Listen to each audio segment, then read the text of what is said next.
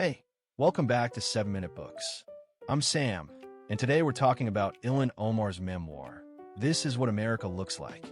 Sophie, I have to ask, did you know she spent years in a refugee camp before coming here? I did, but reading her account of it was something else. She was 8 when the civil war started in Somalia, and her family fled to Kenya. The way she describes Dadaab, the camp, it's not just a story of suffering. She talks about how people built schools out of nothing, how mothers created communities. It's remarkable. Right? That part really stuck with me. She doesn't dwell on the trauma for shock value. She's showing you that even in the worst circumstances, people find ways to organize and hope. And then they get resettled in Arlington, Virginia, and suddenly she's a 12-year-old kid dealing with snow and a whole new language. Exactly. And her father was this huge influence.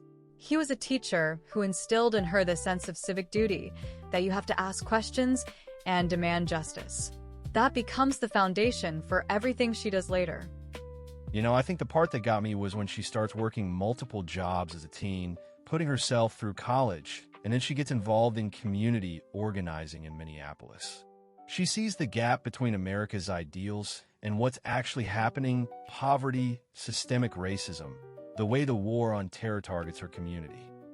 Yeah, and she says those experiences radicalized her, but not in the way people usually mean that word. It deepened her belief that ordinary people should have a say in the decisions that affect their lives. So she runs for the Minnesota House in 2016, challenging a longtime incumbent. And she wins. But then Trump gets elected the same year, and she talks about the shock and grief she felt. Like, she'd worked so hard to believe in this country, and then it revealed this ugliness she couldn't ignore. Right. But she also says that moment renewed her determination. She fights for affordable housing, criminal justice reform, immigrant rights. And she becomes a vocal critic of the Muslim ban and family separation. That makes her a target, of course. Oh, totally. The death threats, the Islamophobic attacks. She had to take security precautions just to run for office. But she won again, this time for Congress, and she becomes one of the first 2 Muslim women ever elected, alongside Rashida Tlaib. And the book doesn't sugarcoat what it's like once she's there. She writes about microaggressions, double standards, the way she's told to be more moderate and polite, while her white colleagues get praised for the same assertiveness. Yeah, and she addresses the controversies too, like the accusations of anti-Semitism around her comments on Israel. She doesn't just defend herself, she explains the context and the principles behind her views. She acknowledges mistakes, but won't apologize for her core belief that all people deserve dignity. That's a big part of what makes the book so compelling. She's arguing that her identity as a refugee, a Muslim, a woman, a mother, it gives her a unique perspective.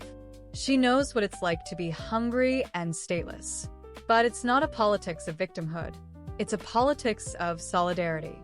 She says the most vulnerable people aren't problems to be managed, they're resources to be tapped. Man, that line hit me hard. And she keeps coming back to this idea of home.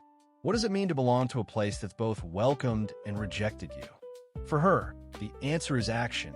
America isn't a fixed thing, it's a project, an experiment that requires constant effort. Right. She's critical of both parties, but especially of people who say nothing can change. Her whole life is a refutation of that defeatism. And she's also really honest about the personal cost, the strain on her marriage, the guilt of time away from her kids. She doesn't pretend to have it all figured out. That vulnerability is what makes her so relatable. She's not some untouchable icon. She's a person in process, constantly learning. And she closes the book by calling on us to join the struggle, to become protagonists in our own stories. One thing I really took away is that she insists the people who've been most betrayed by America's promise are the ones who must lead the way in fulfilling it. That's a powerful reframing. It's not about charity, it's about justice. Yeah, that's the one thing I'm actually taking away. That the arc of history bends toward justice only when we bend it. In her book is this incredible testament to hope, not naive hope, but the kind that keeps showing up even after death threats and smears. Absolutely. And honestly, if you want to go deeper, the whole library's over on 7minutebooks.com/app, with 6,000 plus fiction and nonfiction titles you can read or listen to in any language. It starts at $2.99 a month, $9.99 a year, or $19.99 once for lifetime access. Well, Sophie, I think that's a perfect place to leave it. This is what America looks like, is a reminder that the story of this country isn't finished, and that we're all the authors of its future. Exactly. Thanks, Sam. We'll see you in the next one.